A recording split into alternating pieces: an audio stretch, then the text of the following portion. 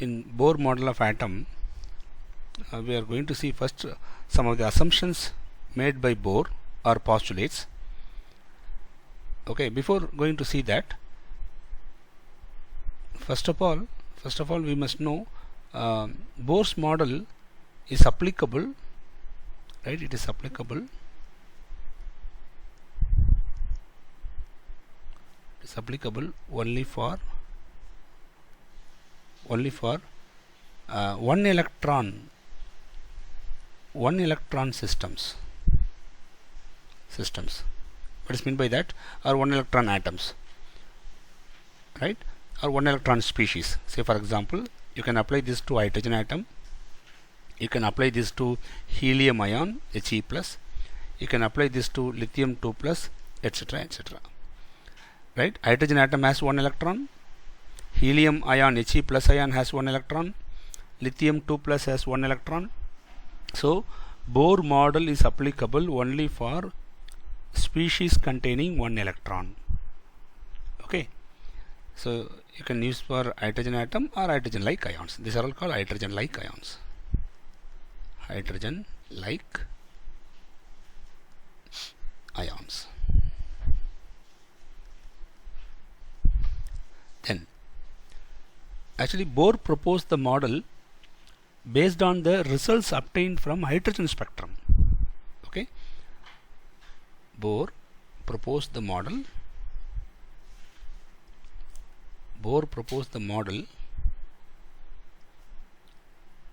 based on the results obtained, okay, from hydrogen spectrum. So based on the results obtained from hydrogen spectrum, Bohr proposed this model. Okay, so these two things are very, very important. Keep this in mind, right? Now, so if Bohr model is applicable only for hydrogen atom and hydrogen like ions, okay, then second important point, Bohr proposed this model, right, based on the results obtained from hydrogen spectrum.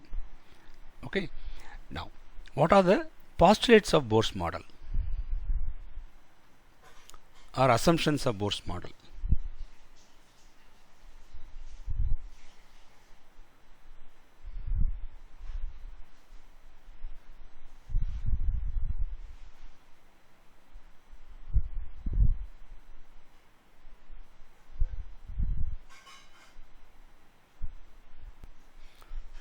What are the postulates or assumptions?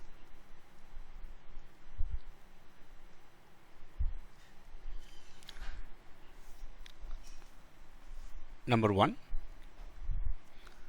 listen, in atom, electrons are revolving around the nucleus in certain selected paths. Okay, and these paths are called as orbits. So in atom, electrons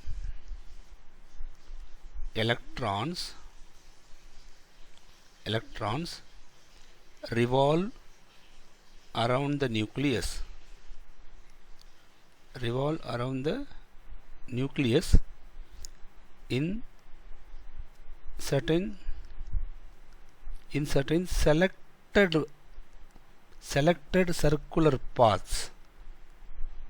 selected circular paths. Okay, in atom, electrons revolve around the nucleus in certain selected circular paths called orbits. Okay, so Bohr introduced the term orbit. Orbit means it is the circular path around the nucleus where the electrons are moving or revolving around the nucleus. Okay, and these orbits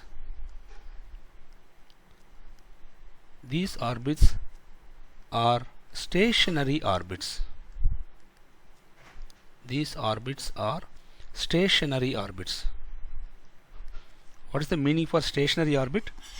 The radius of the orbit remains constant. Stationary means radius of the orbit of the orbit remains constant.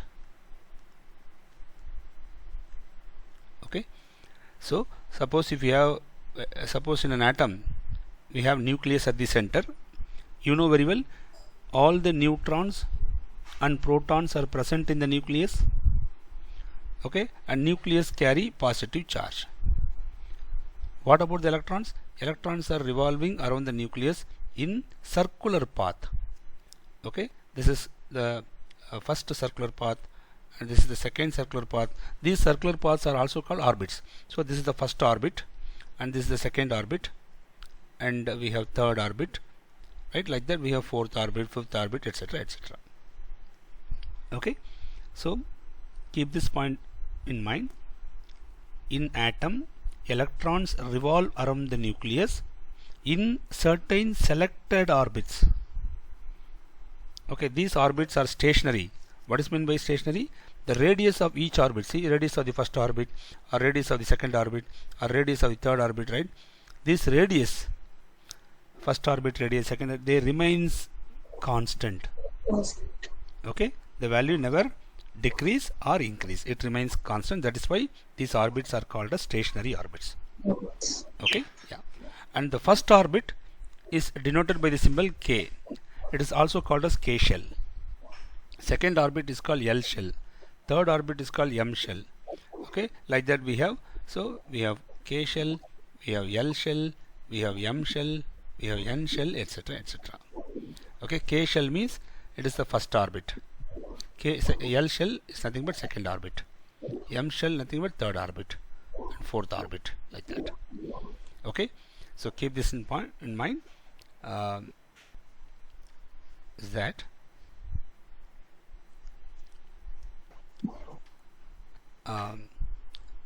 see, whenever a particle moves in a circular path, okay, there exists an angular momentum.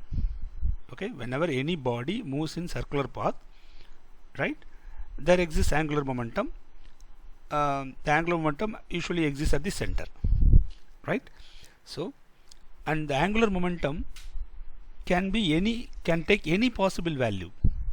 If in the case of macroscopic object, suppose you take a stone, tie it with a thread, and if you rotate, okay, the stone can take any possible value of angular momentum. Angular momentum can be any value, whereas what Bohr suggested is that the electrons which are moving around the nucleus, they also have angular momentum, but the angular momentum of electron is quantized.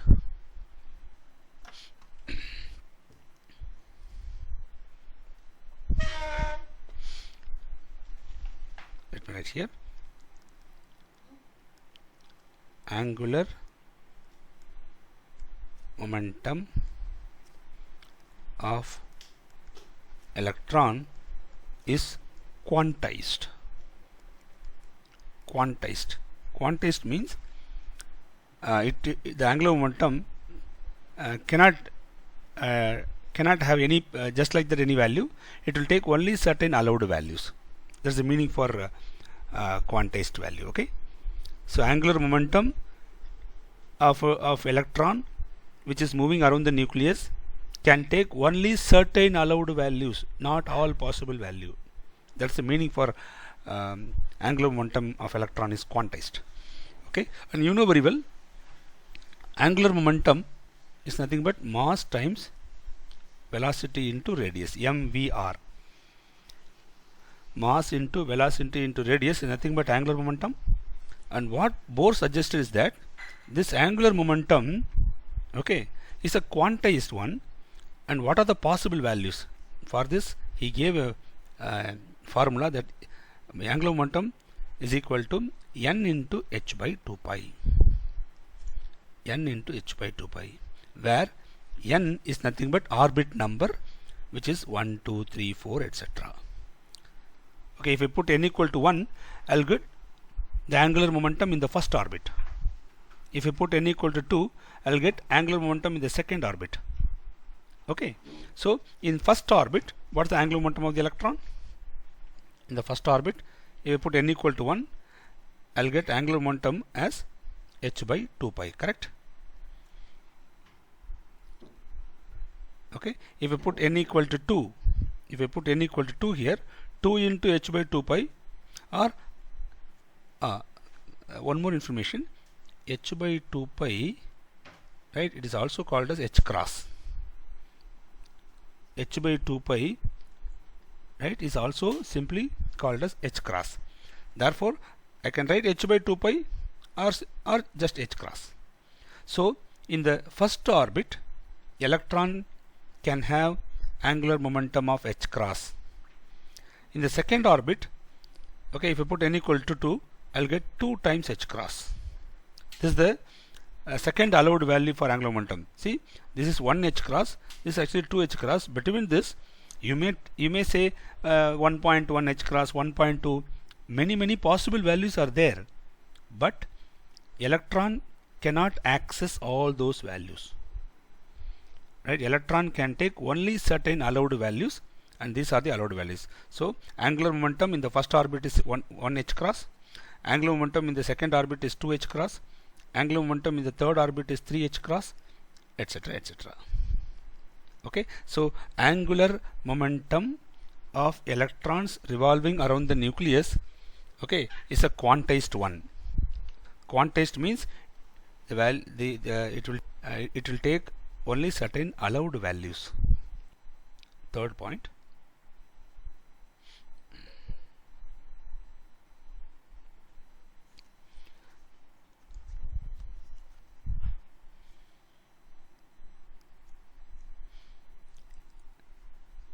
See, energy of the electron is also quantized. Energy of the, since angular momentum is quantized, energy of the electrons in atom, right here, energy of the electrons in atom, okay, is also quantized. Okay, so electrons in atom, they do not or they cannot take just like that any possible value. Okay, electrons can take only certain allowed values in an atom, and these, so energies of the electrons are also quantized. Okay, and another important point, why energy is quantized? Because angular momentum is quantized. Okay, angular momentum is quantized, therefore energy of the electron also quantized. Right, then fourth important point, as long as the electron present in the same orbit, as long as the electron present in the same orbit, it does not lose or gain energy. Okay, as long as the electron present in the same orbit. Suppose if an electron is present in the second orbit, right, and if the electron remains in the same orbit, it does not lose energy or it does not gain energy. What's the meaning? Energy of the electron remains constant. Okay, energy of the, I'll just put E of electron, that means energy of electron remains constant. Okay, this is a very important point which actually rectify the mistake which is happened in the Rutherford model. Okay, according to Rutherford model, if electron moves, electron is a charged particle, if electrons undergo acceleration, it should radiate energy. Okay, if electron radiate energy, energy of the electron decreases. If energy of the electron decreases, then energy of the electron decreases, so velocity of the electron decreases, so electron finally fall into the nucleus. So Rutherford model is rejected because of this problem. But here what Bohr suggested is that as long as the electron present in the same orbit, okay, it does not lose or gain energy. energy of the electron remains constant. Why? Because these orbits, okay,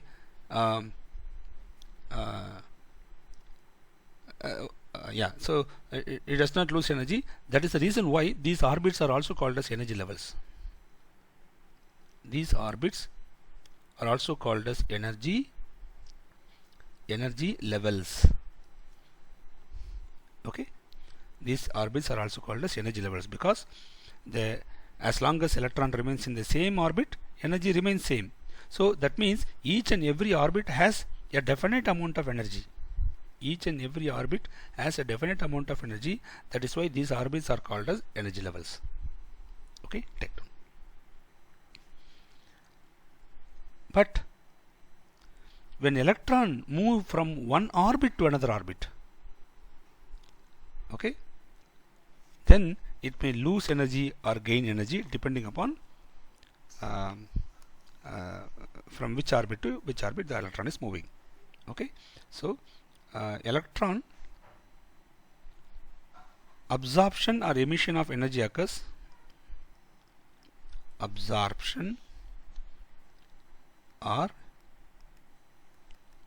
emission of energy occurs when only when electron moves from one orbit to another orbit. If electron remains in the same orbit, see the fourth point, if electron remains in the same orbit, energy of the electron remains constant. Okay, electron absorb energy or emit energy only when the electron move from one orbit to another orbit. Okay, listen carefully. Suppose we have a nucleus here and we have some two orbits. When electron jumps from lower orbit to higher orbit, higher orbit here, what I mean is that the energies. Okay, so lower energy orbit, this is the lower energy orbit and this is higher energy orbit. When electron move from lower energy orbit to higher energy orbit, it will absorb energy. Whereas if electron move from higher energy orbit to lower energy orbit, suppose we have electron in the higher energy orbit, if it moves to the lower energy orbit, it will radiate energy or it will emit energy. So when energy absorbs, okay, when energy emits. Okay, when electron move from lower energy orbit to higher energy orbit, it will absorb energy. When electron moves from higher energy to lower energy, it will emit energy. Okay,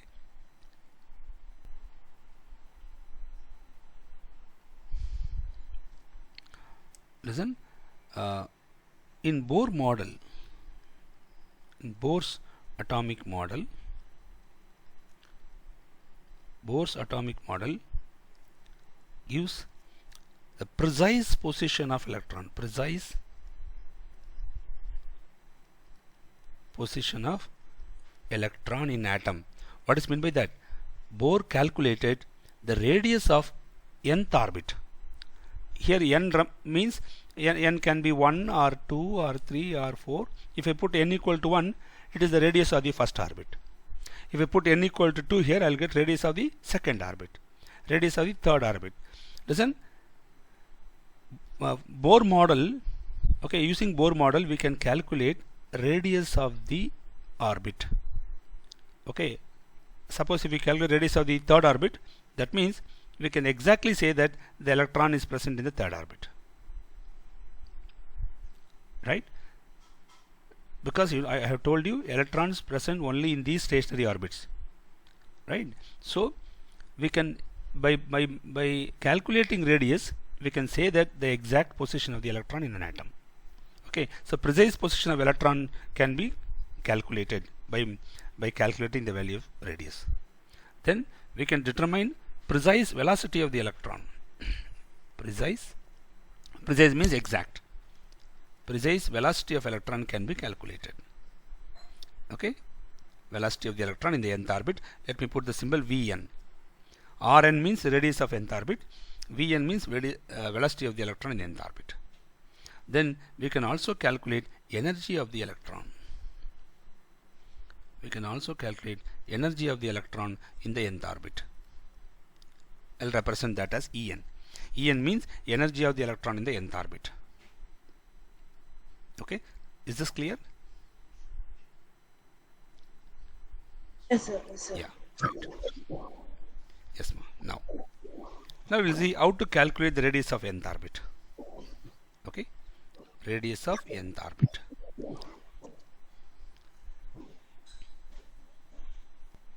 Listen, in an atom we have a nucleus, and assume that we have some orbit here. Let it be nth orbit, some nth orbit. Okay, it may be first orbit or second orbit or third orbit, whatever it is. Let me consider that this as some nth orbit, and we have an electron here, and you know very well charge of the electron is minus E, and charge of the nucleus, depending upon which atom or which ion you are taking. Say for example, a hydrogen atom, charge of the nucleus is +1 or plus E. I'll write like that. For hydrogen atom, okay, we have only one proton, so charge of the nucleus is plus E. For helium ion, we have 2 proton in the nucleus, so plus 2E. For lithium ion, lithium 2 plus, charge of the nucleus has 3 protons, so plus 3E. Like that it goes. Okay, or in general we can say plus ZE, where Z is the atomic number of the species. Okay, so nucleus charge is plus ZE. Depending upon the atom or ion, the nucleus charge will vary. Okay, so I am just representing here as a general charge plus ZE. If I put Z equal to 1, I will get hydrogen atom charge, nuclear charge of hydrogen atom. If I put Z equal to 2, I will get the charge of the helium ion nucleus. Okay, so in general I will put plus ZE.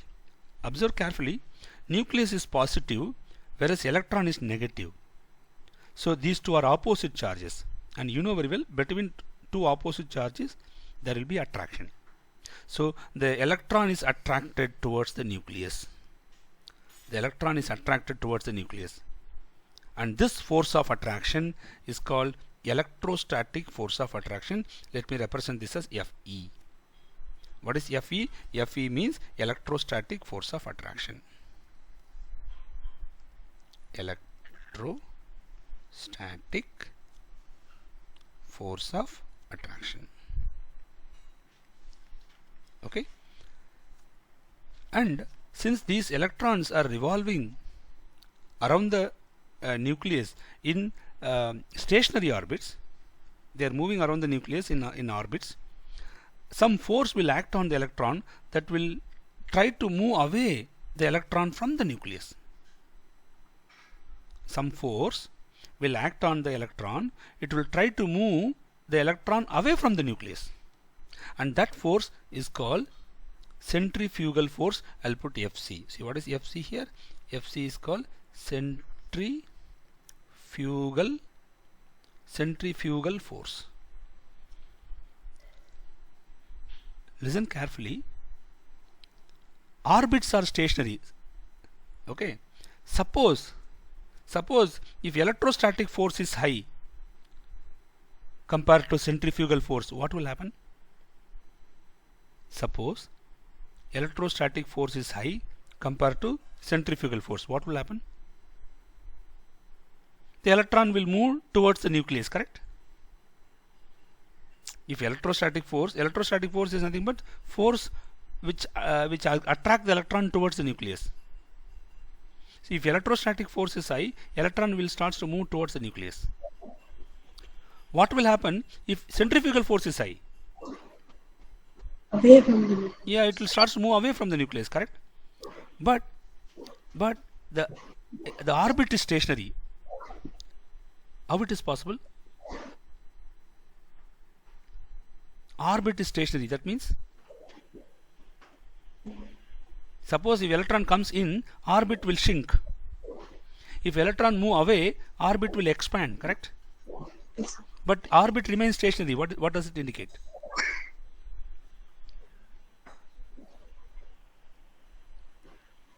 Since the orbit is stationary, see, since the orbit is stationary, which means electrostatic force of attraction and the centrifugal force of attraction must be equal. Since these two forces are equal, okay, electron never go inside the never go towards the nucleus or never move away from the nucleus. Okay, it remains in the same path. Is this clear? So since the orbits are stationary, electrostatic force and centrifugal force are equal. Okay, what is electrostatic force? Very simple. Charge on the nucleus is plus Ze, charge on the electron is minus E. Okay, charge on the nucleus is plus Ze, charge on the electron is minus E. Remember, force cannot be negative. So what I'm going to do, I'm going to take only the magnitude of charge, not the sign. So plus modulus of plus Ze, modulus of minus E, divided by 4 pi epsilon naught, it is the permittivity of the medium, into the radius or the distance between the nucleus and the electron. Actually it is, we should put Rn. Observe carefully, we have nucleus and we have taken some nth orbit and we have electron in the nth orbit. The distance between the nucleus and the electron, we have to represent this as Rn, but for time being I'll put it as R. Okay, plus Ze is the charge of the nucleus, minus E is the charge of the electron. Multiply the two charges, magnitude of charges, divided by 4 pi epsilon naught is the permittivity of the medium, into R. Listen, between nucleus and electron, it was assumed that there is vacuum. Okay, it's an assumption. There is vacuum exists between nucleus and the electron. So here we are including that vacuum permittivity here, 4 pi epsilon naught. Okay, into R. R is nothing but the distance between the nucleus and the electron. And remember, electrostatic force that we are using here is the Coulomb. It follows Coulomb inverse square law. So I should put R square here instead of R. Observe carefully. Okay, suppose I have two charges. Okay, one is plus charge, the other one is minus charge, and if the distance between the two charges R, and the charge on positive is Q1, charge on negative charge is Q2, what is the electrostatic force? Very simple. Multiply the two charges Q1 and Q2 divided by the permittivity of the medium into square of the distance. Square of the distance will give you electrostatic force. Okay, so the left hand side gives you electrostatic force equal to centrifugal force. What's the formula? Formula is this: mv square by r. Mv square by r will give you the expression for centrifugal force. Okay, now so this we are going to take only the magnitude in the left hand side, so don't worry about the sign. So in the left hand side, numerator will get plus Z E square. Okay, Z E into E is E square. Don't worry about the sign. We are going to take only the magnitude. Divided by 4 pi epsilon naught into R square equal to M by mv square by R. I'll write once. Okay.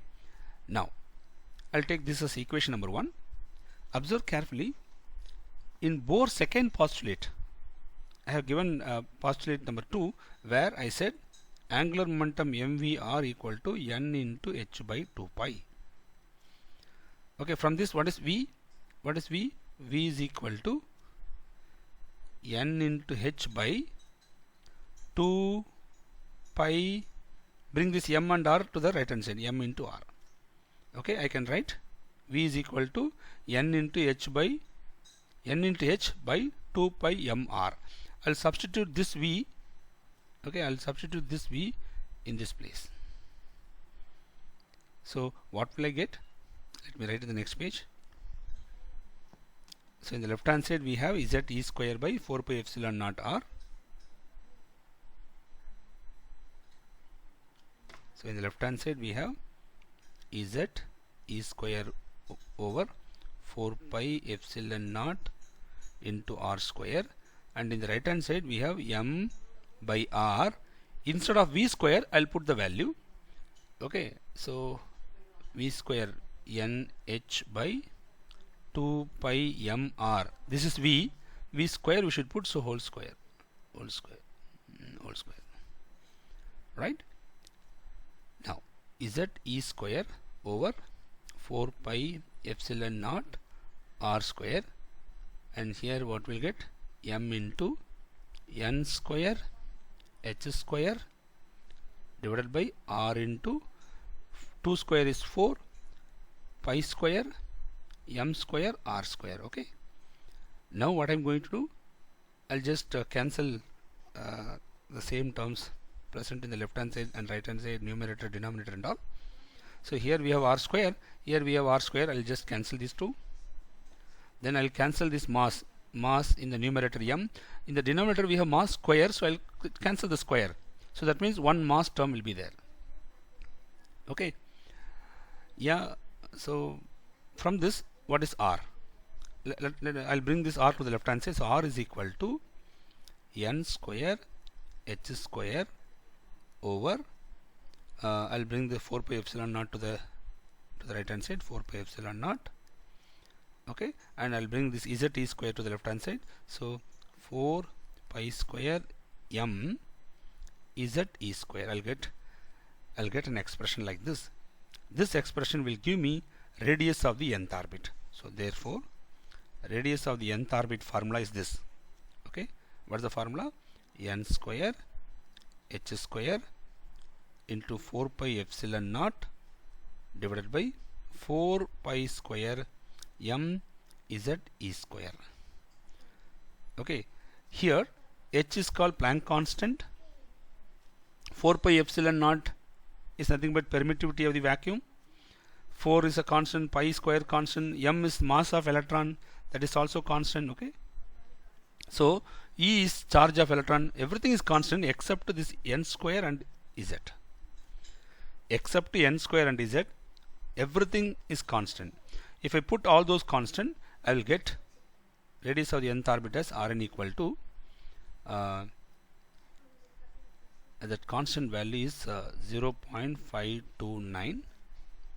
Okay, I'll get the value of the constant as 0.529 into N square is present in the numerator and Z is present in the denominator. Take down. This is the expression for radius of the nth orbit. Take down. And for hydrogen atom, you know very well, for hydrogen atom atomic number is 1. Okay, and if I take first orbit, for first orbit, okay, that is, if I'm going to put Z equal to 1 here and N equal to 1 here, what will I get? I'll get the radius of the first orbit. Okay, I'll get radius of the first orbit for hydrogen atom, which is nothing but 0.529. Okay, and I forgot to give you this. You will get radius in angstrom units. In this formula, you will get radius in angstrom units, 0.529 N square by Z angstrom units. Okay, so if in the case of hydrogen atom, if you put for hydrogen atom Z equal to 1, if you take first orbit, put N equal to 1, so you will get the radius of the first orbit. The value is 0.529 angstrom units, and this is called Bohr radius. This is called Bohr radius. What is Bohr radius? Bohr radius is nothing but radius of the first orbit of hydrogen atom. Simple. Bohr radius is nothing but radius of the first orbit of hydrogen atom. Note down. Okay, and this Bohr radius is represented by the symbol A0.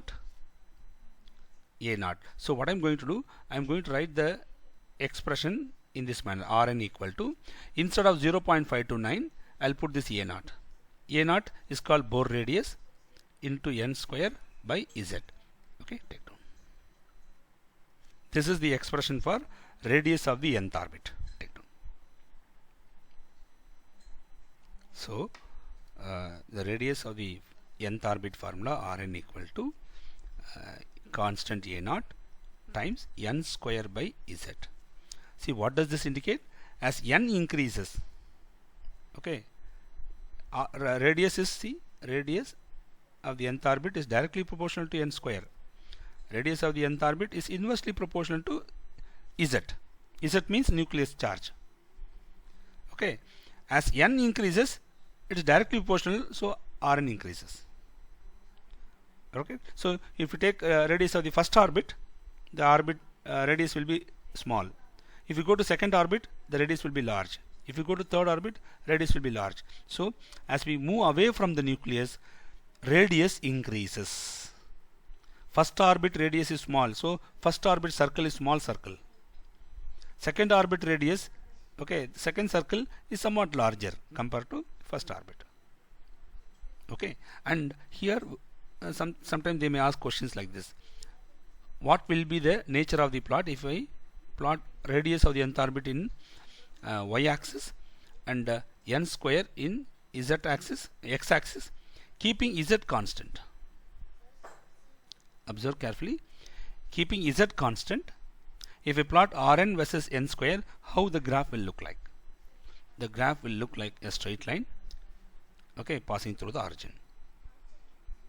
R versus n square plot will give you straight line, okay, and slope of that straight line is nothing but A0 by Z. Note down.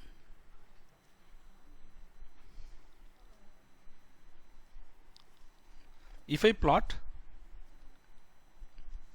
instead of n square, if I plot Rn versus n, here n can take only positive values. Okay, so this relation is something look like a parabola. So the parabola will go like this.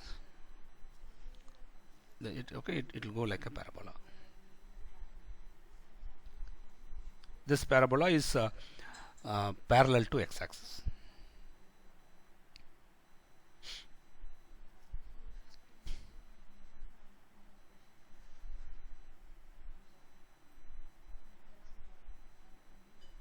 I'm sorry, I made a mistake.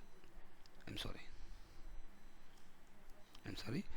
N square is there, so n can be positive or negative, but radius is always positive, so the parabola will go like this. I'm sorry, ma'am. Take down. The parabola will look like this. It is parallel to y-axis. Okay, keep this in mind, very, very important. Then, so the point is this: as n increases, radius will increase. Okay, so what is the plot between Rn and n square, keeping z constant, and what is the plot between Rn and n, keeping z constant? Okay, here also z constant. Okay, remember the plots. If you plot Rn versus n, I will get a parabola. That parabola is symmetric with respect to y-axis. Okay, then next point. So I have told you that radius of the nth orbit equal to constant A0 times n square over z. Okay, this constant is nothing but, you can also say that it is nothing but radius of the first orbit. Okay, radius of the first orbit. So sometimes people may write like this: Rn equal to R1 into n square by z.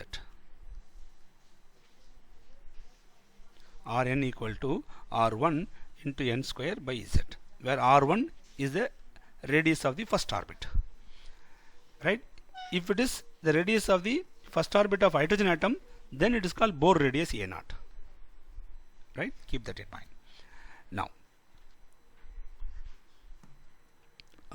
Suppose I'll take two orbits. Say for example, in an atom I have an orbit here and I have another orbit here. Say this is n1 and this is n2. I have two orbits, okay, in an atom, right? So since we are going to take two orbits of an atom, Z is constant. Okay, Z is constant. If Z is constant, then how to compare the radius of these two? Radius of the n2 orbit and radius of n1 orbit is equal to, right? We can see Rn formula. Rn is proportional to n square by Z. Okay, from this we can write Rn proportional to n square by Z, right? Then Rn2 by Rn1 is nothing but n2 square by Z2. Okay, and we are taking same atom, so I'm sorry, since it is the same atom, Rn is proportional to n square alone. Why? Because Z is constant. So Rn is proportional to n square, right? Therefore Rn2 by Rn1 equal to n2 square by n1 square. N2 square by n1 square. Note down. Why? What is the use of this expression? Listen, if you know radius of one orbit, you can calculate radius of the another orbit using the formula. But this formula is not so useful. What is very useful is the next formula I am going to give. Listen, suppose if we take two different atoms, observe carefully. I'll take two different atoms. Okay, I'll take some atom 1 and another atom 2, right? And both are one electron atom. One electron, it contains one electron. This also contains one electron. Then only you can apply Bohr model. Okay, Bohr theory is applicable only for species containing one electron. So now I have taken two species, atom 1 and atom 2. Okay, atom 1 may be hydrogen atom 2 may be hydrogen like ion. Okay, now for this atomic number, for atom 1 atomic number I'll take it as Z1. For atom 2 atomic number let me take it as Z2. Since these two are different atom, okay, atomic numbers are not same, atomic numbers are different. Now I'll take some nth orbit here, some nth orbit, say n2 or n1 orbit, and I'll take some nth orbit here, let it be n2. Now what is the relation between the radius of the n1 orbit and radius of the n2 orbit in these two atoms? Okay, we'll make use of the same formula, that is radius of the nth orbit is proportional to n square by Z. This formula we know. So I can write radius of the n1 orbit as radius of n1 orbit is proportional to n1 square by Z1. Similarly I can write radius of the n2 orbit is proportional to n2 square by Z2. If I divide these two, okay, what will I get? Rn2 by Rn1. Okay, I am dividing this by this, equal to n2 square by n1 square into Z1 by Z2. Note down, it's a very important relation. Very important. If you know the atomic numbers of the two atoms, and if you know the orbit number and radius of one atom, then you can calculate, right, the radius of whatever orbit number for the other atom you want. Okay, take down. It's a very important formula. Wonder, sir. Next important point is that, okay, as n increases, radius increases. Good. Now in an atom, I'll take a particular atom. In an atom we have an orbit and we have another orbit, like that we have many. Suppose if this is nth orbit, the next immediate orbit is n plus 1 orbit. Okay,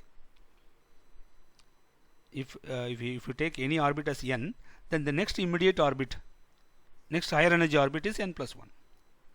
Now the question is, what is the gap between adjacent orbits? Delta r. Okay, so gap between delta r adjacent. What is the gap between adjacent orbit? Okay, which is nothing but radius of the n plus 1 orbit minus radius of the nth orbit. Okay, what is the radius? This is the radius of the n plus 1 orbit, and this is the radius of the nth orbit. If I subtract these two, I will get delta r. Delta r is nothing but gap between adjacent orbit. Okay, what is the formula for Rn plus 1? Very simple, a naught, right? There is a radius of the first orbit. You can also write radius of the first orbit, r1, radius of the first orbit, into n square. Here n value is n plus 1, so n plus 1 square by z, minus, what about Rn? Radius of the first orbit into n square by z. Okay, r1 by z is common, so I can take it out. R1 by z, if you take it out, I'll get n plus 1 whole square here minus n square here. Okay, and if you use the formula, this is z, this is z, r1 by z, n plus 1 is a plus b whole square. Okay, and we have minus n square here. If you simplify, you will get the answer as 2n plus 1. Delta r, take down. Delta r equal to r1 by z, r1 by z into 2n plus 1. See, r1 is a constant for a given atom, for a given atom, for a given atom or ion, for a given atom or ion, okay, r1 is constant. Similarly, z also constant. For a given atom or ion, r1 is constant, z is constant, right? Then see, the only variable is n here. What happens? N increases. As n increases, delta r increases. That's the meaning, right? So as n increases, delta r increases, right? What does it indicate? It indicates that as we move away from the nucleus, n increases means we are moving away from nucleus. As we move away from nucleus, the gap between adjacent orbit increases. Take down. The gap between adjacent orbit increases. So what does this indicate? Is that what does this indicate? As we move away from nucleus, the gap between adjacent orbit increases. Suppose this is the first orbit, and this is second orbit, and this is third orbit. Isn't gap between first orbit and second orbit will be small, and if you take the third orbit, the gap between second and third is little large. If you go to fourth orbit, the gap between third and fourth is large compared to 2 and 3. So as we go right to higher levels, right, the gap between adjacent orbit increases. That's the meaning. Okay, the gap between adjacent orbit increases. Remember all the formulas. Okay, I have given the formula as radius of the nth orbit equal to 0.529 into n square by z. Okay, this is the radius of the nth orbit formula. You will get the answer in angstrom units. You will get the answer in angstrom units. Okay, and you can also write this expression as radius of the nth orbit equal to radius of the first orbit into n square by z. Right? For hydrogen atom, I can write Rn equal to, instead of R1, I can put A naught into n square by z. Okay, because for hydrogen atom, the radius of the first orbit is called Bohr radius. Okay, A naught is Bohr radius. Remember that.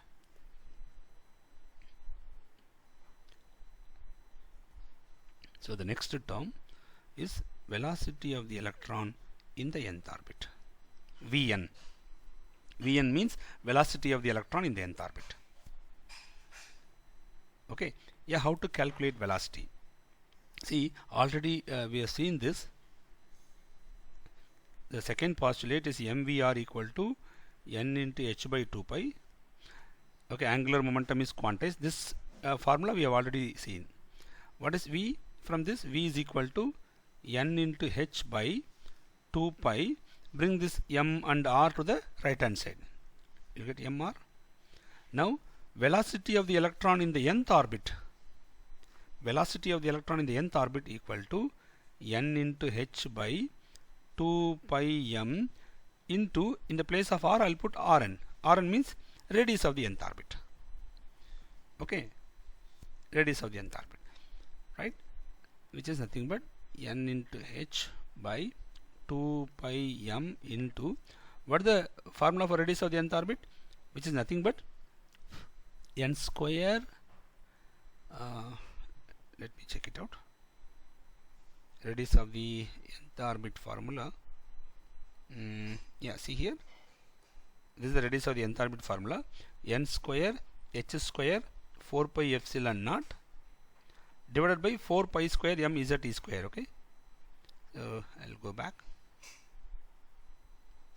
So what is Rn? Rn is equal to n square h square by into 4 pi epsilon naught divided by 4 pi square m z e square. This is the radius formula. Okay, and bring this 4 pi square m z e square to the numerator. So velocity of the electron in the nth orbit can be given as, and you can cancel this n here, you can cancel n, the square term, and you can cancel h and square here. So what we'll get is 4 pi square m z e square will go to the numerator divided by 2 pi m is there into n into h into 4 pi epsilon naught. 4 pi epsilon naught. Now I can cancel this m, I can cancel 1 pi square term here, 1 2s are 2, 2 2s are 4. So after simplification we get velocity of the electron in the nth orbit equal to 2 pi z e square over, in the denominator we have 4 pi epsilon naught into n into h. This is the expression for velocity of the electron in the nth orbit. Take down.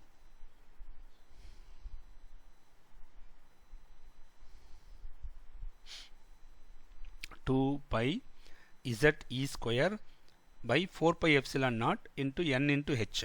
Here see, z and n, apart from z and n, all other things are constants. If I substitute those constants, I will get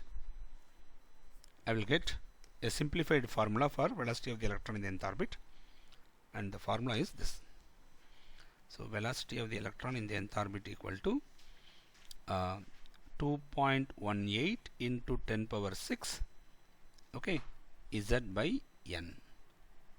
This is after simplification, and you will get velocity in meter per second unit. Take down. Velocity we get in meter per second unit, and this is the formula for velocity of the electron in the nth orbit. 2.18 into 10 power 6 z by n. 2.18 into 10 power 6 into z by n. Okay, now suppose I will take hydrogen atom. Observe carefully. If I take hydrogen atom, and if I put for hydrogen atom z is 1, and I will calculate velocity of the electron in the first orbit. What is the velocity of the electron in the first orbit? So that means I should put n equal to 1 here. Okay, I will put z equal to 1 and n equal to 1. What will I get? If I put z equal to 1 and n equal to 1, I will get velocity of the electron in the first orbit. Okay, so in this formula you put z equal to 1 and n equal to 1. We will get velocity of the electron in the first orbit, which is 2.18 into 10 power 6 z1 n1. Okay, so you will get 2.18 into 10 power 6 meter per second. This is the velocity of the electron in the first orbit of hydrogen atom. In the first orbit of hydrogen atom. You can also write this as 2.18 into if you multiply this by 1000, I will get 2180 into 10 power 3 meter per second. What I did here, I separated this 10 power 6 into 10 power 3, 10 power 3. 10 power 3 means 1000 I multiplied this 2.18 by 1000. Okay, 10 power 3 meter is nothing but kilometers. So I can write this as 2180 kilometers per second. Why I am giving this value? See, we say that simply electron is revolving around the nucleus. Okay, but how fast the electron is revolving? See the velocity, 2180 kilometers per second speed. 2180 kilometers per second speed. It's very, very huge, right? Then, so velocity of the electron in the nth orbit, Vn equal to some constant is there. Okay, let me take that constant as V0. V0 is nothing but the 2.18 10 power 6 into Z by N, where Z is the nucleus charge and N is the orbit number. Now what happens if I plot for an atom? Okay, for an atom, that means Z is constant. For an atom, okay, as N increases, right, what happened to the Vn value? If I plot Vn versus N, how the plot will look like? N is in the denominator. Okay, as N increases, right, velocity will decrease, correct? Correct. As N increases, velocity of the electron decreases, correct? Because N is in the denominator, right? So as N increases, Vn, velocity of the electron in the nth orbit, decreases, right? How it will decrease? It will decrease, right, in this manner.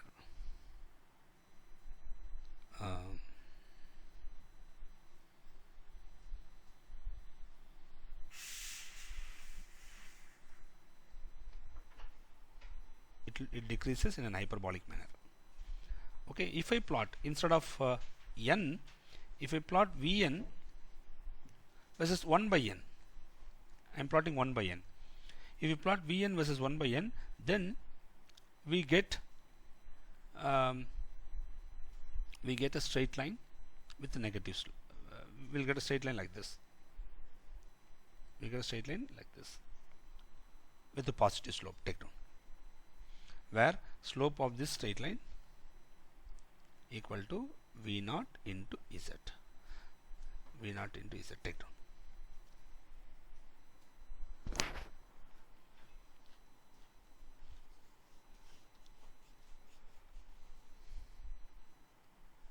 What is V0 here? V0 is nothing but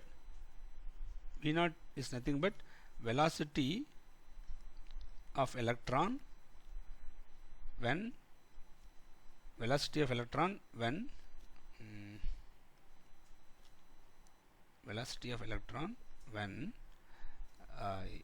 Z is equal to 1 and N is equal to 1. It is the velocity of electron, okay, when Z equal to 1 and N equal to 1. Okay, take. Yeah, is this clear? Yes, sir. Yes, sir. Right. Next one. Next term that we are going to see is period of revolution of electron. Okay, take two. Time period or simply period. Third point, period, a time period of revolution. Time period of revolution of electron, okay, which we represent by the symbol T. Okay, what is the period of revolution? Period of revolution, what is the meaning for period of revolution, right? Time period for revolution is nothing but time taken for one complete revolution. Okay, one complete revolution of electron. One complete revolution of electron in an orbit. in an orbit. Suppose an electron is present in some orbit. To complete one revolution, okay, how much time it takes? That is called time period for revolution. So time period is nothing but, okay, distance traveled by the electron, distance traveled, okay, this is a formula for time period, distance traveled by the electron divided by velocity of the electron, divided by velocity of the electron. Okay, so suppose I will take some nth orbit. So for nth orbit, so time period for nth orbit equal to, right, see, we have a nucleus and we have some nth orbit now, nth orbit. For this nth orbit, for one complete revolution, right, what is the distance traveled? The distance is nothing but circumference, right? Distance traveled for one complete revolution, for one complete revolution. Okay, how much distance it travels? It travels the distance of two circumference. Circumference is 2 pi r, okay, where r is the radius of the nth orbit, divided by velocity of the electron in the nth orbit, which is nothing but Vn. Okay, if I substitute the values Rn and Vn values, what will I get? I'll do it in the next page. So time period of revolution in the nth orbit equal to 2 pi. Radius of the nth orbit formula is 0.529, okay, into n square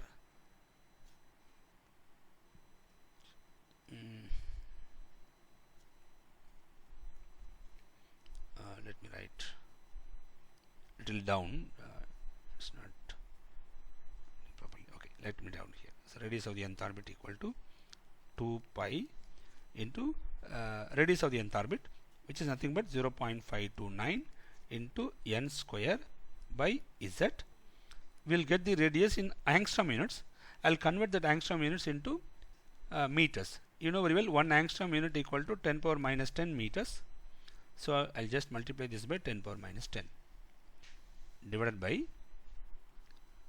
okay, velocity of the electron in the nth orbit. What is the formula? 2.18 into 10 power 6, okay, z by n. Now listen, in the numerator the unit is meter and in the denominator the unit is meter per second, right? And if you simplify this, listen, if you bring this z by n to the numerator, so n will go up and z will come down. So I'll get Tn equal to, after simplification, we'll get this 1.5 into 10 power 6. If it goes to the numerator, it becomes 10 power minus 6. Already we have 10 power minus 10, so 10 power minus 16 will come. 1.5 into 10 power minus 16 into n cube by z square. Take note, this is the time period for revolution.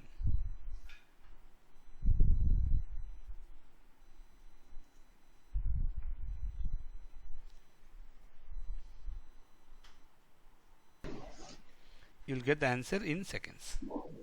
The unit is seconds. Okay, and the time period for revolution will vary from one orbit to another orbit.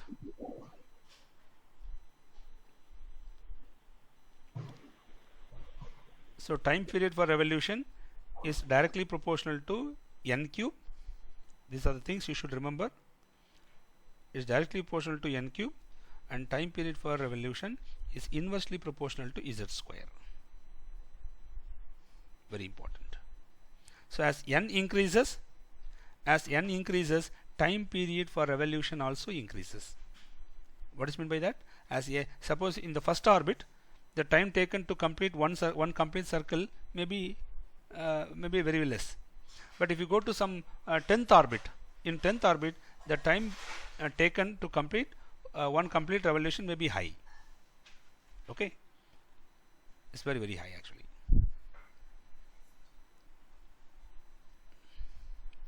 If I put n equal to 1, I'll get some value. But if I put n equal to 10, 10 means you should put 10 cube there. Okay, 10 power 3, it's roughly 1000 times. Okay, so time taken for one complete revolution in the 10th orbit is 1000 times greater than the time taken for completion of one circle in the first orbit. So the fourth term that we are going to discuss is frequency of rotation of electron.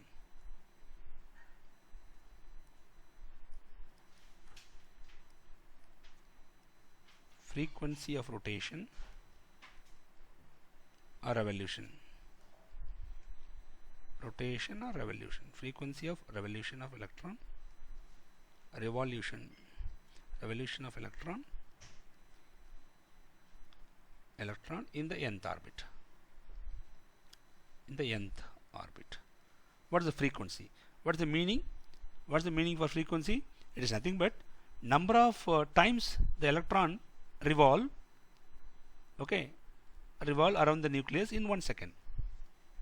Okay, number of times the electron revolve, okay, revolve around the nucleus in 1 second. That's the meaning for frequency. Okay, number of times the electron revolve around the nucleus in 1 second.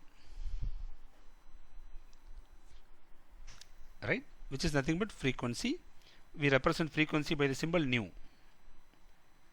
We'll represent frequency by the symbol nu. Okay, it is see, nu symbol, nu n. Nu n means frequency in the nth orbit.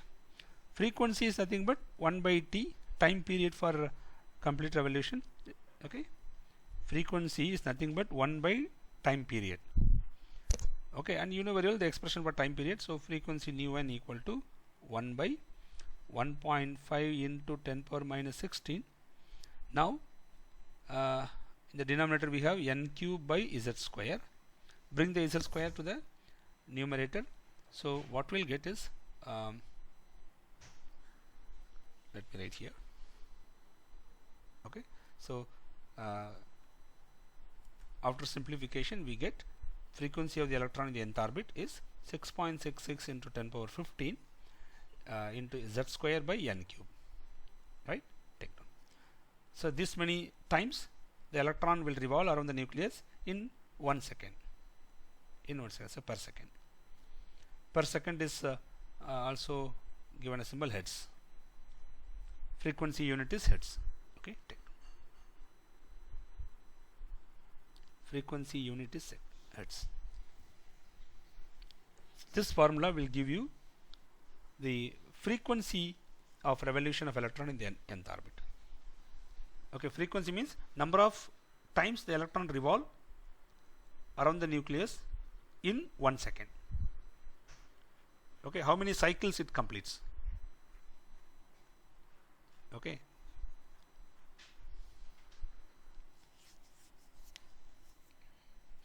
as n increases, see, as n increases, n is in the denominator. So as n increases, the frequency of revolution will decrease. That is, in 1 second, suppose if you take the, if you compare first orbit and 10th orbit, in first orbit, okay, if revolution of in 1 second, if the electron, suppose, just for understanding purpose I am saying, if electron completes say 100 cycles, right, 100 rotations in 1 second, right, this the electron in the 10th orbit in the same atom, right, will complete 1 by 1000 times this. 1 by 1000 into 100 means only 10 cycles. Only 10 cycles, right, per second. Right, take down.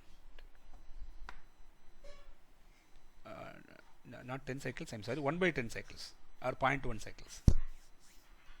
Okay, note down.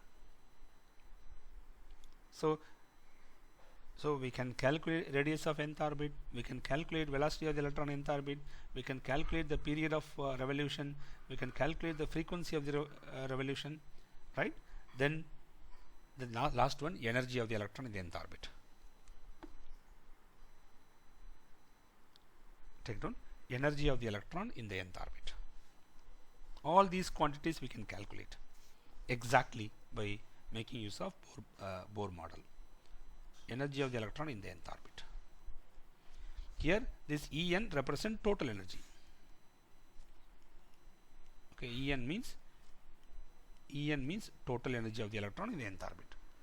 Okay, and you know very well, total energy is nothing but kinetic energy of the electron in the nth orbit plus potential energy of the electron in the nth orbit. If you add kinetic energy and potential energy, you will get total energy. Okay, what is the formula for kinetic energy? You know very well. Kinetic energy formula is of mv square, where v is the velocity of the electron in the nth orbit. Okay, this gives you kinetic energy of the electron in the nth orbit. And potential energy, see, charge of the nucleus is plus Ze and the electron charge is minus E. Distance between the electron and nucleus is Rn. Okay, and what is the potential energy expression? Potential energy is nothing but multiply the two charges. So plus Ze and minus E, I will get minus Ze square divided by permittivity of the vacuum 4 pi epsilon naught times the radius of the nth orbit. This gives you the potential energy of the electron in the nth orbit. Okay, now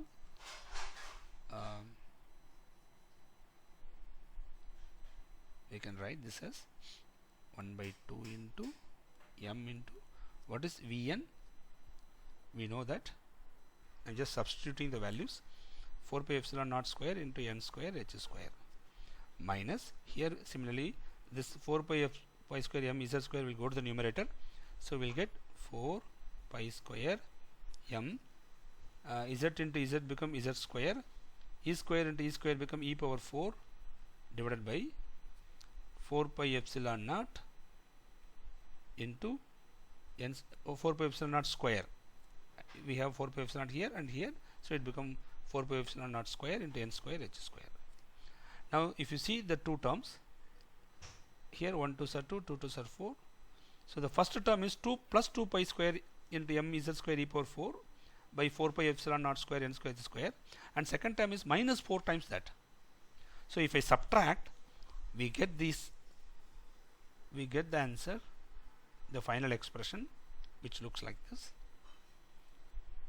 Energy of the electron in the nth orbit equal to minus 2 pi square m z square e power 4 over 4 pi epsilon naught the whole square into n square h square.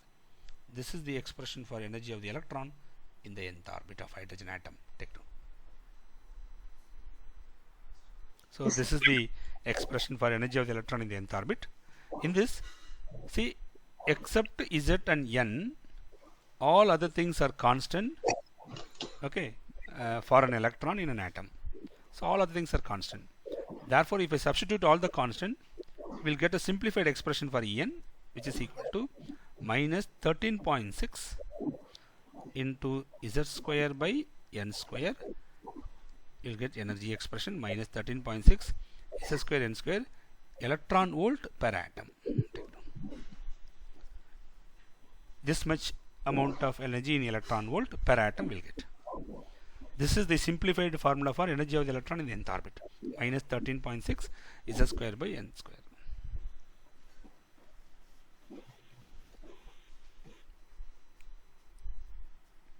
Take down. Okay, sir. Right? Yes, ma'am. Yeah.